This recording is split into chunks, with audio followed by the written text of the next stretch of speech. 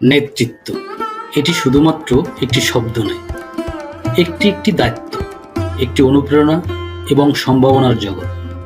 Steve jobs একবার বলেছেন, আপনার কাজ হবে পৃথিবীকে পরিবর্তন করা। এই কথাটি কি কেবল একটি উক্তি? না, এটি ছিল তার জীবনের দিক নির্দেশনা। তার নেতৃত্বের মাধ্যমে তিনি আমাদের শিখিয়েছেন কিভাবে সৃজনশীলতা এবং নতুনত্ব দিয়ে একটি স্বপ্নকে বাস্তবে পরিবর্তন করা যায়।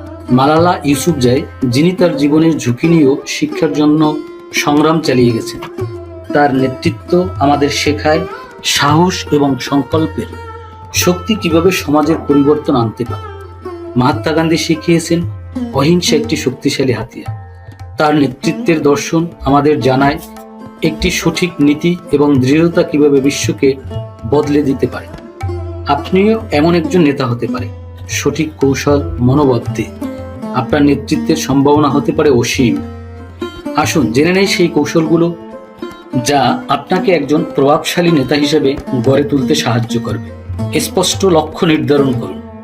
লক্ষ্য নির্ধারণ ছাড়া কোনো নেতা তার দৃষ্টিভঙ্গি সফল করতে পারে না।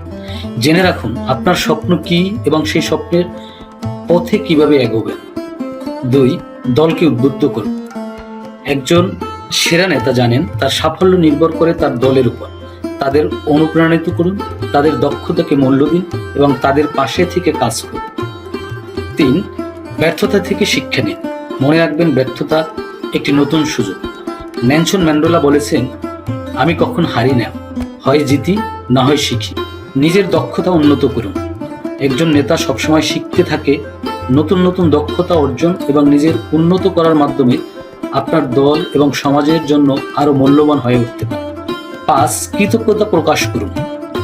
আপনার দল এবং আশেপাশে মানুষের প্রতি কৃতজ্ঞতা থাকুন। তাদের অবদান স্বীকার করুন, তাদের সম্মান দিন। এটি শুধু সম্পর্ককে মজবুত করে না, বরং একটি ইতিবাচক পরিবেশও সৃষ্টি করে। আপনার ভেতরের নেতৃত্বের সম্ভাবনাকে জাগ্রত করুন, কারণ আপনি শুধু একজন ব্যক্তি নন, আপনি একদিন অনেকের অনুপ্রেরণার কারণ হবে। তো দর্শক, নেতৃত্বের গুণাবলী নিয়ে আপনি একটি কমেন্টস করে যান। ভিডিওটা ভালো লাগলে সাবস্ক্রাইব করতে ভুলবেন না। সবাইকে অসংখ্য ধন্যবাদ।